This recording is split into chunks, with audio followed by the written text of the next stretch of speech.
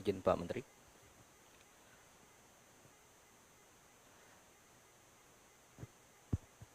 Oke. Ya. Selamat pagi waktu Amerika Serikat, kemudian selamat malam waktu Indonesia. Saat ini turut hadir bersama kita semua Bapak Menteri ESDM, Dirut Pertamina, kemudian Duta Besar Indonesia untuk Amerika Serikat. Jadi langsung saja, kemarin tanggal 19 Februari sejarah baru tercapai, terjadinya kesepakatan dagang yang ditandatangani langsung oleh Presiden Prabowo dan Presiden Donald Trump di berbagai sektor. Dan atas izin Bapak Presiden, pada pagi hari ini Bapak Menteri SDM, Bapak Bahlil Lahadalia akan menjelaskan secara lebih detail, lebih teknis, karena beliau adalah Menteri Teknis yang menangani langsung dan turut berkoordinasi secara langsung dengan lembaga dan satker terkait untuk mengenai isi dari perjanjian tersebut. Tentunya di bidang energi, sumber daya alam, dan juga perusahaan minyak nasional kita yang terbesar, Pertamina. Selanjutnya Bapak Menteri SDM dipersilakan.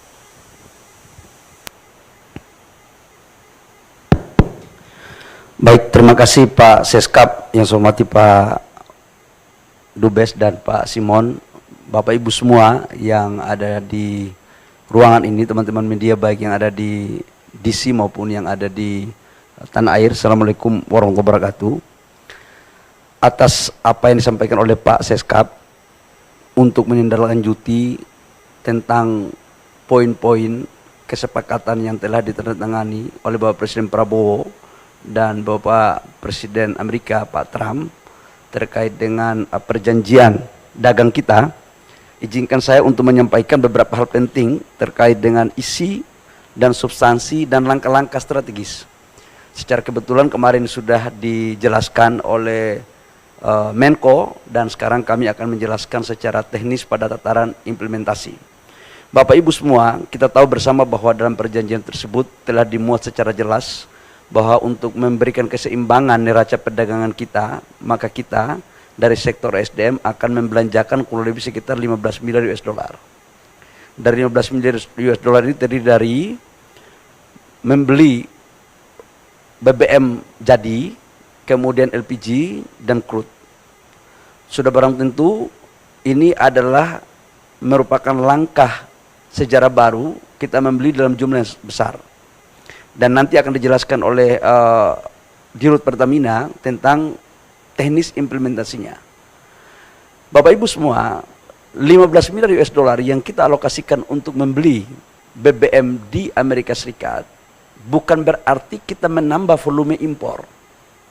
Namun kita menggeser sebagian volume impor kita dari beberapa negara. Di antaranya negara dari Asia Tenggara, Middle East, maupun di beberapa negara di Afrika. Secara keseluruhan, neraca komoditas daripada pembelian BBM kita dari luar negeri itu sama. Cuma kemudian kita geser. Dalam prakteknya nanti, pembelian ini sudah tentu akan memperhatikan mekanisme-mekanisme keekonomian yang saling menguntungkan. Baik menguntungkan kepada pihak Amerika Serikat dan badan usahanya, maupun dari pihak Indonesia.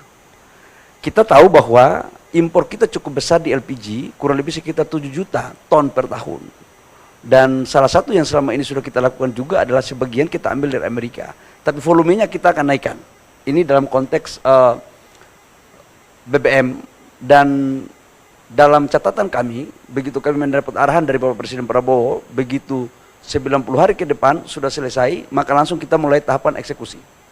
Jadi ini langsung bisa berjalan supaya tidak ada suatu persepsi yang berbeda dari teman-teman yang ada di sana.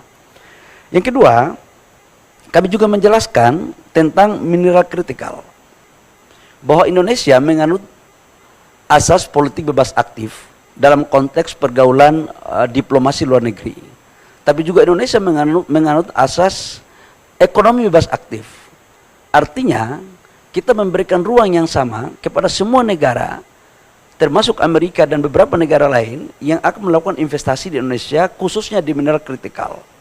Dan ini sudah terjadi sebelum perjanjian ini pun sudah ada contoh, seperti Freeport. Freeport itu perjanjiannya sudah kita lakukan, dan mereka mempunyai konsesi secara baik, mengikuti aturan, kemudian juga membangun smelter, kurang lebih sekitar hampir 4 miliar US dollar, dan itu adalah salah satu smelter terbesar di dunia untuk pabrik tembaga. Nah, untuk mineral kritikal terkait dengan nikel, logam tanah jarang, dan mineral-mineral lainnya, kami telah bersepakat untuk memfasilitasi bagi pengusaha-pengusaha yang ada dari Amerika Serikat untuk melakukan investasi dengan tetap menghargai aturan-aturan yang berlaku dalam negara kita. Tapi kita juga akan memberikan prioritas untuk mendukung, memfasilitasi dalam rangka eksekusi, termasuk dalamnya ada investasinya. Jadi ini bisa bersama-sama. Jadi katakanlah mereka mau bangun smelter di Indonesia untuk nikel, kita akan dorong, kita akan kasih ruang yang sebesar-besarnya, sama juga dengan negara lain. Jadi jangan diartikan bahwa kita akan membuka ekspor barang mentah, enggak. Yang dimaksudkan di sini adalah mereka setelah melakukan pemurnian, kemudian hasilnya bisa diekspor. Biar clear nih, biar tidak ada salah interpretasi.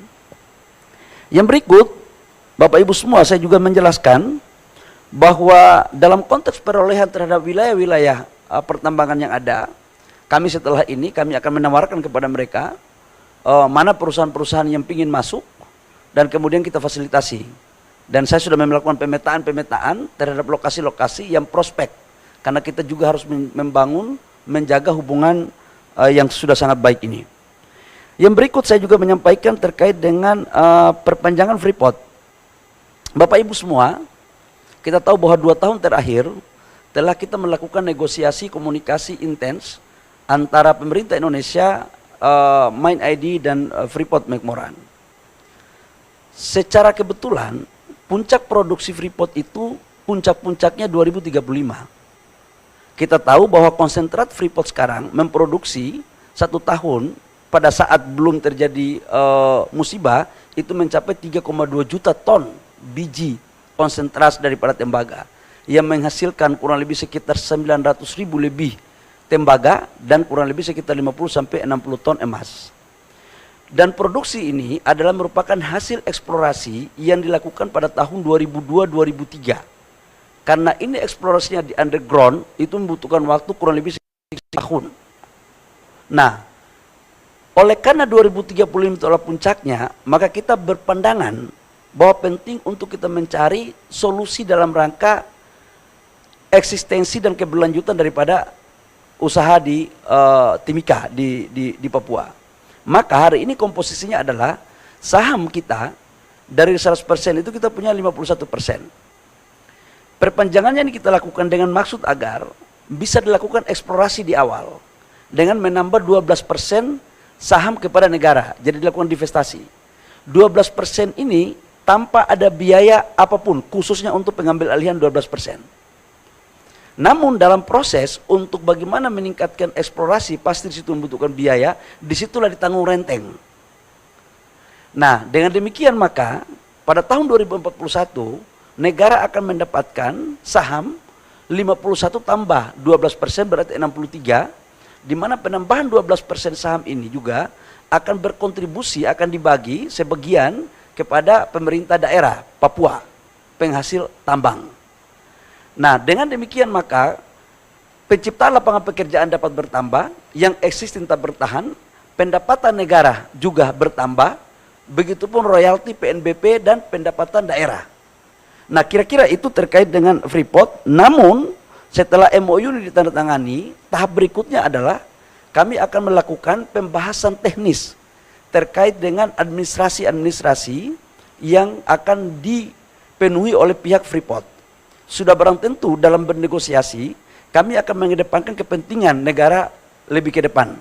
Karena pasal 33 Undang-Undang 45 sebagaimana apa yang diarahkan dan diperintahkan oleh Bapak Presiden adalah kita harus mengedepankan kepentingan negara, dan oleh karena itu di dalam perpanjangan 2041 nantinya diharapkan pendapatan negara harus jauh lebih tinggi ketimbang pendapatan negara yang ada sekarang ini.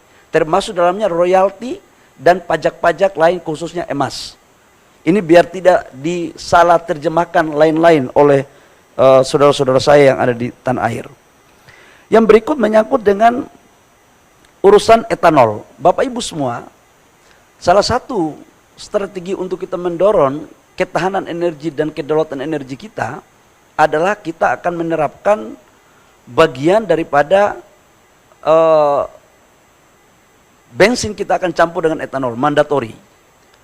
Tujuannya sebenarnya adalah bagaimana menciptakan peluang usaha baru yang ada di Indonesia. Namun sampai dengan produksi kita bisa memenuhi kebutuhan dalam negeri, maka ruang untuk kita melakukan impor boleh saja, termasuk di impor dari Amerika. Sampai dengan kebutuhan produksi kita dalam negeri terpenuhi.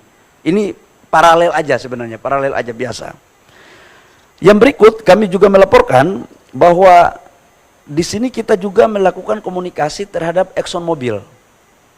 ExxonMobil ini salah satu perusahaan minyak Amerika Serikat yang sudah 100 tahun lebih yang beroperasi di Indonesia, dan mereka adalah salah satu penyumbang lifting terbesar selain Pertamina. Hari ini lifting mereka kurang lebih sekitar 170.000 sampai 185.000 barel. Kita akan memperpanjang sampai dengan 2055 dengan total investasi kurang lebih menambah 10 miliar US dollar. Namun ada beberapa hal yang harus kita clearkan, termasuk dalamnya adalah sharing cost recovery antara pendapatan negara dan pendapatan K3S. Sebentar lagi akan selesai. Ini merupakan bagian yang tak terpisahkan dari komunikasi bilateral kita antara pihak swasta yang ada di sini maupun dengan pemerintah Indonesia, termasuk dalamnya adalah berkomunikasi dengan pemerintah Amerika Serikat. Saya pikir itu beberapa hal yang perlu saya sampaikan terkait dengan persoalan tindak lanjut daripada apa yang disepakati yang sudah ditandatangani oleh Bapak Presiden Prabowo dan Bapak Presiden Trump. Intinya dari sektor SDM adalah begitu selesai 90 hari diimplementasikan, maka langsung kita jalankan. Supaya apa? Ini membangun trust. Membangun trust antara kedua belah pihak, antara Indonesia dan Amerika, dan ini sejalan dengan apa yang diperintahkan oleh Bapak Presiden Prabowo dalam rangka mewujudkan apa yang telah disepakati, untuk kemudian perjanjian ini diharapkan saling menguntungkan kedua belah pihak. Harus win-win. Perjanjian ini tidak boleh menguntungkan salah satu pihak saja, tapi harus semua pihak merasakan keuntungan daripada perjanjian ini. Seizin Bapak Seskap, kami mohon izin kalau Bapak Seskap izinkan, nanti menyangkut dengan urusan detail terhadap perjanjian konkret pembelian beberapa komoditas daripada BBM mungkin akan disampaikan oleh Pak Dirut Pertamina. Pak Dirut, Pak Seskap sudah mengizinkan, saya persilakan. Baik, Assalamualaikum warahmatullahi wabarakatuh. Salam sejahtera untuk kita sekalian. Shalom, salve om swastiastu, namo buddhaya, salam kebajikan rahayu. Yang saya hormati Menteri SDM, Bapak Seskap, Bapak Dubes, Bapak Ibu sekalian, selamat pagi waktu Washington DC dan selamat malam waktu Jakarta.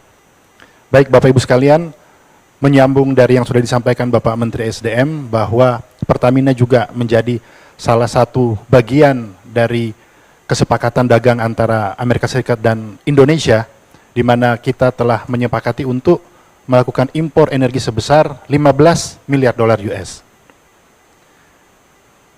Dapat kami sampaikan di sini bahwa skema impor adalah sebagai jembatan kita menuju ketahanan, menuju kepada kemandirian energi. Pak Menteri SDM bersama seluruh jajarannya, kami di Pertamina serta seluruh K3S, SKK Migas, kami juga terus melakukan upaya-upaya agar supaya kita dapat meningkatkan produksi lifting kita, yang kita mengetahui bersama kita mengalami natural decline, dan tentunya butuh terobosan-terobosan serta inisiatif yang tentunya serta kerja keras yang lebih dari kita semua agar supaya kita dapat meningkatkan produksi dan lifting kita. Untuk memenuhi gap saat ini tentunya kita masih membutuhkan impor. Yang telah kami lakukan pada saat bulan Juli, kami juga telah merintis beberapa penandatanganan MOU dengan beberapa calon mitra dari Amerika Serikat, antara lain ada ExxonMobil, Chevron, KDT Global Resources, ada juga dari Hartree, dan kami juga masih membuka kepada calon-calon mitra dari Amerika Serikat. Dan pada beberapa hari yang lalu, Pertamina juga menandatangani MOU dengan Halliburton yang diwakili oleh CEO Halliburton Indonesia, Bapak Ankus, beserta saya dari Pertamina, antara lain untuk oil field recovery. Jadi kerjasama, tentunya kerjasama ini tidak hanya fokus pada peningkatan produksi, tapi lebih dari itu, dari transfer teknologi, dari peningkatan kapasitas sumber daya manusia, dan tentunya dengan best global practices dalam industri oil, minyak dan gas, yang bisa mendorong agar kita semakin meningkatkan produksi. Nah, ada beberapa catatan penting yang perlu saya sampaikan di sini, bahwa rencana untuk impor energi dari Amerika Serikat, antara lain yang pertama adalah teknis yang kami lakukan ini adalah business as usual. Jadi sudah seperti yang kami jalankan selama ini. Yang kami jalankan selama ini tentunya proses ini akan melalui mekanisme tender dan bidding. Jadi tidak ada penunjukan langsung, tetapi seperti biasa mekanisme tender dan bidding yang tentunya terbuka. Kami juga hal berikutnya telah melakukan sosialisasi tentang persyaratan sekaligus prosedur untuk menjadi bagian dari mitra Pertamina. Ini yang terus kami lakukan dengan mitra-mitra yang ada di Amerika Serikat, dan tentunya terbuka, transparan. Dan berikutnya yang seperti sudah disampaikan Bapak Menteri SDM, bahwa untuk menjamin ketahanan energi, kita juga perlu untuk diversifikasi sumber dari crude ataupun dari produk yang kita butuhkan di dalam negeri. Kita juga harus memperbanyak sumber agar supaya kita memastikan memperoleh harga yang paling kompetitif. Dengan demikian tadi selain sumber dari Asia Tenggara, Middle East, dan juga dari Afrika, kita juga melihat peluang yang besar sumber dari Amerika Serikat. Dan kita mengetahui LPG Pertamina selama ini mengimpor porsi yang cukup besar dari Amerika Serikat, kurang lebih sekitar 57%. Nah, dengan adanya kesepakatan dagang ini tentunya kita akan bisa meningkatkan, bisa sampai ke 70%, begitu juga untuk crude yang berasal dari Amerika Serikat, kita juga akan dorong untuk peningkatan. Sementara untuk produk, kita akan terus melakukan penjajakan dengan mitra-mitra yang ada di Amerika Serikat. Dan sekali lagi, semua proses kita lakukan secara terbuka untuk menjamin semua aturan dengan baik. Kami juga tentunya kemarin kedua pimpinan menyampaikan bahwa perjanjian kerjasama ini adalah untuk win-win. Jadi untuk kebaikan dan kemajuan kedua negara. Dengan demikian, kedua negara sangat menghormati regulasi dan aturan yang berlaku di masing-masing negara. Dengan demikian, setelah kesepakatan ditandatangani, kita menunggu finalisasi dalam 90 hari ke depan. Tentunya Pertamina dengan berbagai masukan dari semua pihak yang tentunya peduli agar supaya proses dapat dilakukan sesuai prosedur, compliance sesuai aturan yang benar. Kita juga tentu membutuhkan dukungan nanti yang akan disiapkan oleh pemerintah berupa keputusan, perizinan, dan dukungan-dukungan lainnya. Dan kami pastikan bahwa proses yang sudah berjalan selama ini, yang tentunya Pertamina juga dalam semangat untuk meningkatkan, untuk transformasi tata kelola, agar tata kelola lebih baik. Dengan demikian kita berharap bahwa semua proses sebagai bagian dari kesepakatan dagang ini dapat berlangsung dengan baik, tentunya memberikan manfaat sebesar-besarnya untuk masyarakat Indonesia, dan tentunya untuk mitra kita di Amerika Serikat. Terima kasih. Wassalamualaikum warahmatullahi wabarakatuh. Salam sejahtera untuk kita sekalian. Shalom, salve, Om Santi, Santi, Santi Om, Namo Buddhaya. Salam kebajikan, Rahayu.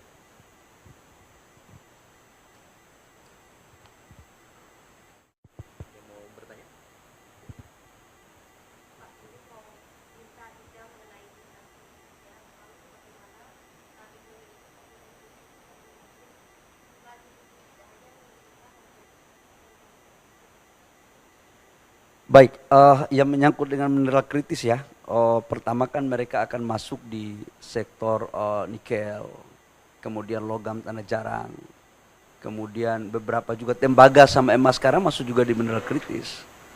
Jadi sekarang kita tawarkan aja mana perusahaan-perusahaannya, kita tawarkan dengan baik, dengan tetap menghargai aturan yang ada dalam negeri. Yang kedua, bisa juga dengan kita melakukan kolaborasi dengan BUMN kita. Jadi bisa join bareng-bareng. Yang sudah ada, mereka juga bisa masuk untuk ikut join bareng-bareng. Yang penting mereka bisa melakukan investasi. Jadi ada dua pola di sini. Yang pertama, mereka bisa masuk secara murni untuk eksplorasi, kemudian bisa melakukan produksi sendiri, atau bisa melakukan masuk dengan JV dengan perusahaan yang sudah existing. Itu satu. Yang kedua, begitu mereka sudah berproduksi, membangun industrinya, maka hak mereka untuk mengekspor ke Amerika itu kita berikan ruang. Sama juga dengan negara-negara lain. Jadi equity treatment aja, nggak ada sesuatu yang baru. Tetapi memang harus saya akui bahwa pemberian kepada mereka ini seperti Freeport saja. Freeport itu kan kita memberikan konsesi, mereka melakukan eksplorasi, mereka membangun smelter, mereka membangun produksi. Hal yang sama mungkin sebagai contoh untuk diterapkan pada sektor-sektor mineral yang lainnya. Gitu, Mbak. Nikel ya, nikel. Dan kita kalau sudah masuk 90 hari dari sekarang, saya sebagai Menteri Teknis dengan senang hati untuk bisa memfasilitasi mereka dengan baik, dengan tetap mengikuti apa yang menjadi kebiasaan-kebiasaan aturan yang ada dalam negeri.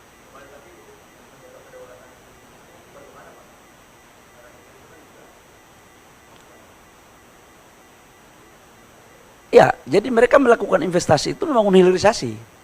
Jadi jangan dipersepsikan bahwa membangun investasi ornya di bawah, nggak ada. Karena dalam konsensus itu kan adalah pemurnian.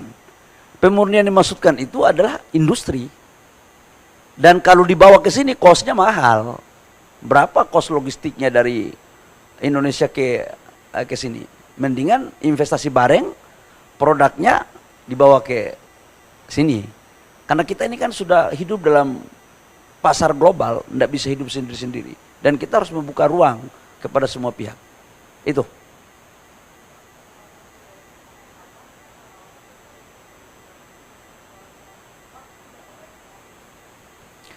Kita memang ada mandatori.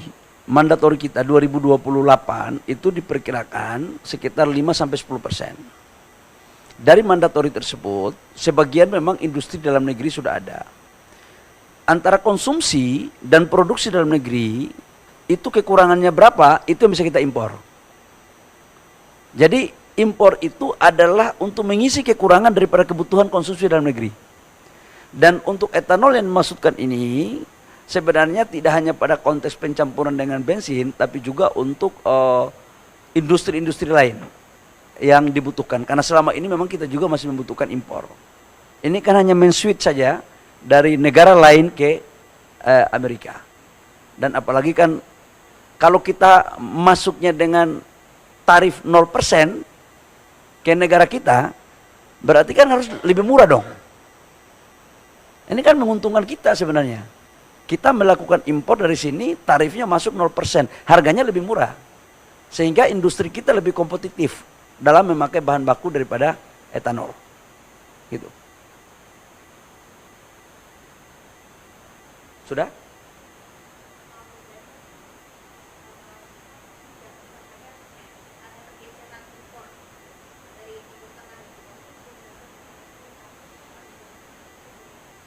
Saya akan menghitung kalkulasinya, saya akan membuat mandatori kepada Pertamina, nanti Pertamina akan melakukan impor. Kenapa Pertamina?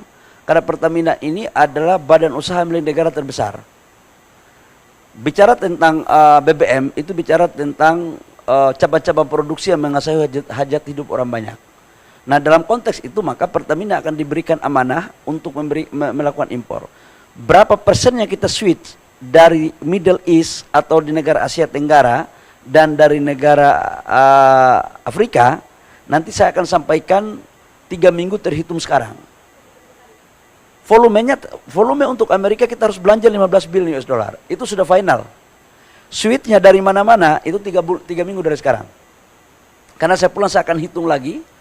Sebagian pasti dari Asia Tenggara, kita mungkin pangkas paling banyak di situ.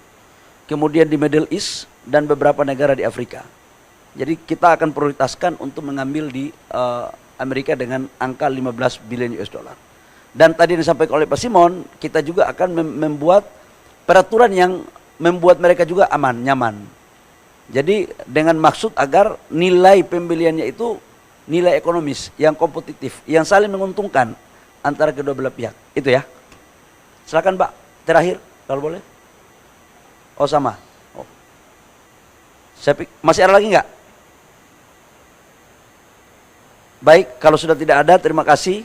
Saya serahkan kepada Pak Seskap untuk mengarahkan lebih lanjut. Bapak Ibu semua, teman-teman media, baik dari dalam maupun luar negeri dan seluruh pemirsa, saya ucapkan terima kasih atas perhatiannya. Demikian daripada pemaparan kami terkait dengan kebijakan teknis dalam implementasi terhadap apa yang ditandatangani, perjanjian ditandatangani oleh Bapak Presiden Prabowo dengan Bapak Presiden Trump dari di DC. Terima kasih. Wabillahi taufiq wal hidayah. Wassalamualaikum warahmatullahi wabarakatuh. Saya kembali kepada Pak Seskap.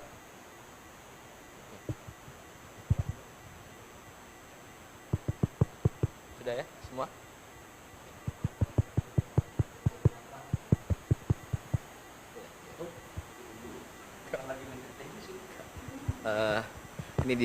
Oke.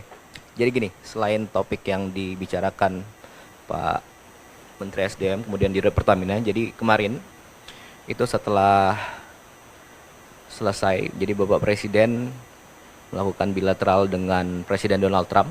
Jadi kemarin ada lebih dari 15 kepala negara dan pemerintah gitu ya. Jadi kemudian satu-satunya kepala negara yang melakukan bilateral dengan Presiden Trump itu salah satunya dan satu-satunya adalah Presiden Prabowo. Kemudian di situ juga dilaksanakan penandatanganan langsung perjanjian, yang mana saya mau ingatkan lagi, jadi perjanjiannya memang 19%, menjadi 19%. Dari sebelumnya tahun lalu itu 32%, menjadi 19% gitu ya. Itu satu. Kemudian yang kedua, ada tarif 0% untuk 1.819 produk unggulan, khususnya di bidang pertanian dan industri, kopi, kakao, minyak kelapa sawit, kemudian semikonduktor itu. Kemudian setelah pelaksanaan penandatanganan, kemudian Presiden Prabowo dan Presiden Trump melaksanakan pertemuan kurang lebih sekitar 30 menit. Tentunya banyak perbicaraan di sana dan kita tunggu.